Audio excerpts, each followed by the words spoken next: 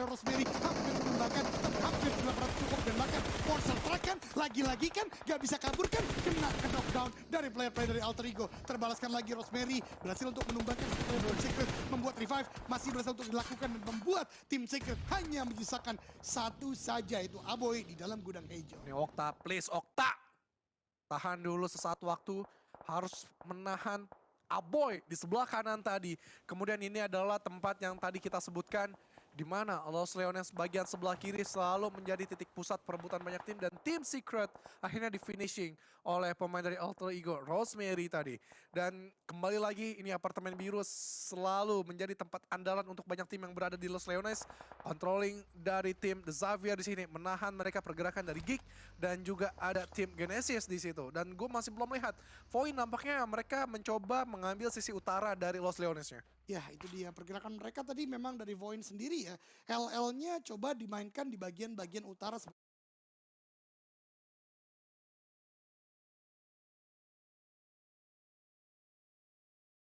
Bagaimana Junior ungkapkan. Tapi kalau gue jadi Void, ini masih bisa dicoba sih bukit di bagian bahasanya apa ya, di bagian kiri yang menuju ke arah bagian open field gudang hijau tadi untuk dimainkan. Tapi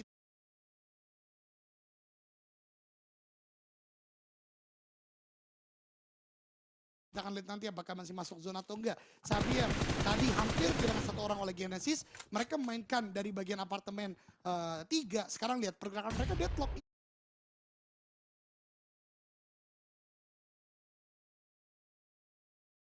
Ini yang dibahas sama gua sama Junior dari awal. Geek mengambil rumah dewa di bawahnya. Bigetron pun demikian. Gerak kemana lagi ada Void juga di sana. Sulit buat Xavier untuk bergerak ke tempat yang lain.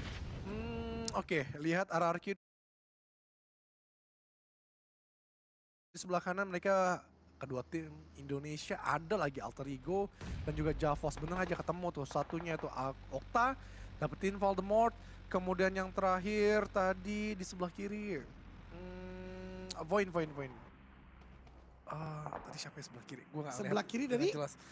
Di sebelah kiri dari Circle. Nggak terlalu terlihat tadi, gue lupa siapa itu, Void tapi kanan pasti tadi soalnya. dari Alter Ego mereka masih terus berlanjut untuk mencoba mengambil satu demi satu pemain dari RRQ, tapi Alter Ego sedikit merubah haluannya. Sam9 menjadi sasaran selanjutnya, satu demi satu di lock, tapi belum ada peluru yang tembus ke badan dari pemain Sam9. Masih terus berkutat dia, dua angle dijaga RRQ dan juga Sam9. Namun ada close quarter combat di rumah panjang. PWE berhadapan dengan Box Gaming sekaligus, dua player bisa disantap dengan enak sekali, dan masih ada waktu untuk merevive dua, Rimon dan juga Monboy. Lagi-lagi PB permainan bagian outer circle, dan lagi-lagi kata-kata gue terbukti Box menjadi tim yang paling merugi di hari ini. Tidak ada maksimalisasi gameplay, bahkan sampai game yang kelima untuk tim Box.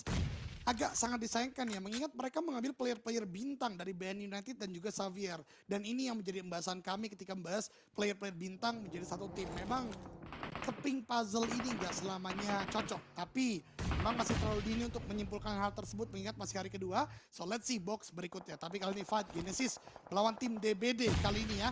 Berdekatan util dilemparkan oleh Ziggs karena bagian Genesis. Ada balasan berupa Molly yang tidak mengenai player dari DBD. Smoke udah mulai di pop out karena kali ini keduanya punya pair yang sama untuk masuk ke dalam zona. Masih gatekeep, masih saling stalemate, dan ingat di bagian dalam zona tadi ada Bigetron. Tim berwarna ungu itu berarti Geek Slate yang menjaga siapapun yang mencoba masuk di arah titik ini. Yes. Dan ya dari Genesis mereka walaupun dua player saja mencoba mengambil satu demi satu pemain dari DBD. Yet tertangkap dia, Through the Smoke pun juga dilanjutkan untuk menjadikan elimination point. Damn good. Ternyata yang mensecure, mencuri di situ poin dari DBD. Masih terus berlanjut, ada Bigetron Red Villains juga yang menjaga, namun mereka belum membuka tembakan. Ada secercah harapan mereka cukup masuk menekan karena dalam circle zone, dan gue cukup yakin dengan kekuatan Satar untuk sejauh ini. Tapi close quarter combat tidak terelakkan dari Genesis sama W922 mencoba lagi untuk nge-flick karena pemain satu ini di DBD, dan iya jadi tambahan lagi untuk elimination. Ya, ini stalemate yang cukup panjang ya. Bahkan DBD pun terlihat udah mulai tarik ulur karena memang di zona udah sangat sakit. Terbukti Genesis Master Ichi lagi-lagi tumbang, dan pertahanan coba dibangun oleh Bigetron. Begitu kuatnya mereka tidak membiarkan pergerakan dari DBD maupun dari Genesis maksud. Tapi ternyata Genesis tumbang akhirnya dari player DBD karena memang backstep masih bisa dilakukan. Tinggal menunggu waktu stage 5 karena bagian mana dan Nate dari Ryzen lagi dan lagi. Super Monkey, Super Nate menuju ke arah player dari DBD menumbangkan satu, membuat DBD berarti harusnya hanya aktif dengan satu player saja saat ini. Oke, dan ya dari Xavier, mereka berada di tengah-tengah hantapan Geek dan juga Void tidak terlalu baik di lower ground juga. Ini bom kanan kiri masuk, selesai itu dari tim Xavier dan Masih Circle. masuk. Masih menekan ke arah tengah dan Bigetron masih masuk. Begitupun dari Face Clan juga cukup nyaman. Sam9 tinggal di timur, enak sekali. Ini 3 arah rotasi nih di utara dan juga timur laut. RRQ, Alter Ego dan juga Javos. Tapi at least ada satu tim Indonesia lah yang nantinya bisa kontrol dari sisi utara. Lo ngambil gudang itu dan nanti ya tinggal bagaimana melawan lagi selanjutnya kontender dari Bacon. Betul, tapi ini menurut gue paling diuntungkan dari Persija EVOS. Ini kesempatan buat Persija EVOS kalau mereka mau mendapatkan poin tinggi. Mengingat mereka bisa mainkan gudang sebagaimana yang Junior ungkapkan. Kontender mereka tinggal bagaimana FaZe Clan. Kalau FaZe Clan tetap disiplin bermain di gudang coklat, mereka bisa sangat enak dari Persija EVOS. Tapi kalau menemukan high ground akan cukup berbahaya. Tapi yang berbahaya kali ini adalah Xavier. Entah mengapa keputusan mereka untuk bergerak cepat menurut gue sangat fatal. Karena harusnya mereka udah bisa memetakan rumah dewa ada isi. Di bagian kanan juga ada isi. Dan lihat, mereka kayak menyetor nyawa. Bahkan Lamborghini terpelanting. That's it. Mungkin itu dia ending untuk Xavier. Satu keputusan yang menurut gue sangat fatal untuk tim sekelas Xavier. Ya, stage 4, stage 5 ini nggak bisa lo main inner. Nggak bisa. Benar-benar lo harus terus bermain outer karena memang pinggiran-pinggiran ini outer adalah tempat yang banyak sekali obstacle yang bisa lo jadi tempat persinggahan. Tapi dari Bigetron, mereka masih stay dengan 4 playernya. Mereka melihat, menempik lagi bagaimana perjalanan dari Geek lagi. Dan ya, Geek lagi yang bakal mereka coba lock dan terus diberikan damage yang cukup lumayan. Ya ampun, Satar masih terus memberikan mini 14 seperti spray down-nya lagi. Satu demi satu, belum ada peluru yang masuk. Tapi please, Geek Fam, kalau berkurang aja satu pemainnya, ini bisa menambah power dari Bigetron lebih masuk ke dalam circle zone. Percaya sama gue, siapapun yang dapat high ground di samping kanan FaZe Clan yang akan kontrol game kali ini secara maksimal. FaZe Clan kayaknya nggak mau ngelepas kiri dulu, makanya nggak langsung ke arah di atas. Karena di titik itu bisa ngeliat semuanya, tapi RRQ satu demi satu sangat disayangkan tumbang oleh permainan Sam9. Entah fight seperti apa yang terjadi, tapi kali ini dua tim Indonesia masih terus menggempur Geek Slate. Bahkan Box, lagi-lagi tim yang paling merugi di hari ini karena tidak pernah lepas dari genggaman di bawah top 10 yang buat mereka tidak punya placement secara tinggi. Tapi ternyata RRQ mencoba masuk dari bagian bukit kanan dari tempat Persija EVOS, ditembaki oleh tim Sam9 dan Alter Ego. The last man standing. Setelah tadi kalah fight dengan tim Secret atau berkurang satu player dengan tim Secret, masuk tertembak juga oleh PJMV. Dan Void kali ini coba tembaki oleh Sam9. Ini tim yang ganggu banyak tim banget loh. Tadi ganggu RRQ, main lebih high ground lagi ganggu Void. Dan ini yang dikatakan oleh Junior tadi dan gue aminkan tidak bisa bermain di bagian tengah ketika zona seperti ini. Ya, agak greget ya ngeliatnya ya, apalagi Void. Gue nggak tahu ini keputusan yang tepat atau enggak untuk Void. Iya, masuk ke dalam circle zone, iya. Tapi pemilihan spot mereka kayaknya enggak banget buat gue. Tapi nggak tahu nanti bagaimana menurut lo Dogi kalau untuk spot dari Void? Sebenarnya Void ini bagus dalam artian cekungan ya, tapi mungkin yang tidak mereka antisipasi adalah pergerakan dari Sam9 yang masih bisa bergerak cukup leluasa di bagian kanan. Karena RRQ-nya tadi kalah dalam fight. Kalau misalnya tadi RRQ menang, mungkin menurut gue Sam9 gak bakal sebandel ini untuk ngegangguin Void terus. Karena zona seperti ini bisa jadi karena bagian kanan tengah. Oh, betul kan. Gue gak sukanya di satu titik yang sama gitu loh. Iya, betul sih. Itu salahnya di sana ya. Tapi gue, apa yang gue katakan kan, kanan dari FaZe Clan. Udah, ini orang yang suka main Miramar pasti hafal banget. Bukit ini kontrol semuanya. Kontrol dari bagian PJV, apalagi dari Bigetron. Tapi memang resiko banget main ke sana. Karena cukup open field dan bisa dilihat juga dari beberapa titik seperti itu. Open fieldnya mungkin dari Bacon sih yang bisa ngambil. Ngambil ya, iya. Kalau untuk lain-lain enggak. Bacon doang yang paling menjadi tempat yang paling sulit mereka untuk terus nanjak ke arah bukit yang seperti Aldo bilang. Tapi Void, gue ngerasa harus ada satu yang di bukit gitu loh. Kalau empat-empatnya di situ, lo nggak bisa nge-cover 3 temen lo di sini gitu. Atau dua controlling bukit, 2 ada di titik lengkungan ini. Seperti ini yang coba mereka lakukan ya. Mengingat tadi masih punya bagi, harusnya RRQ harusnya pulang ya. Atau masih ada satu, ya pulang ke lobby, sangat disayangkan karena memang masuknya sulit dan Persija EVOS ini dia utara harusnya mereka bisa kontrol. Sam9 tidak akan melakukan revive karena Loyu harusnya, tapi Putra apakah bisa? Ternyata Tayo-nya mundur lagi. Keputusan yang menurut gue cukup fatal dan baru gue katakan knockdown sama Misery. So, sebuah keunggulan untuk tim PJV karena Sam9 udah kehilangan 2 player yang di atas. Kalau turun lagi Adibs menurut gue keputusan yang tidak bijak. So let's see later. Tapi satu player Geeksland udah dekat dengan Void, ini berbahaya. Kalau dia punya utility, ini bisa berbahaya banget menumbangkan player dari Void dan BTR ketika bergerak. Ini yang gue katakan juga. Tadi mereka nggak cepat masuk, kali ini digranat, ditembaki terus, dan Void pun digempur dengan granat-granat yang dilemparkan oleh player dari tim Geek. Oh no, ini cekungan yang akan menjadi malapetaka kalau tidak segera diantisipasi seorang Stuxnet. Ya, Stuxnet. ya itulah pokoknya lah ya. Tapi Alpha tampaknya memberikan juga balasan. Aduh. Belum ada peluru ataupun bom tadi yang kena. Ayo bisa.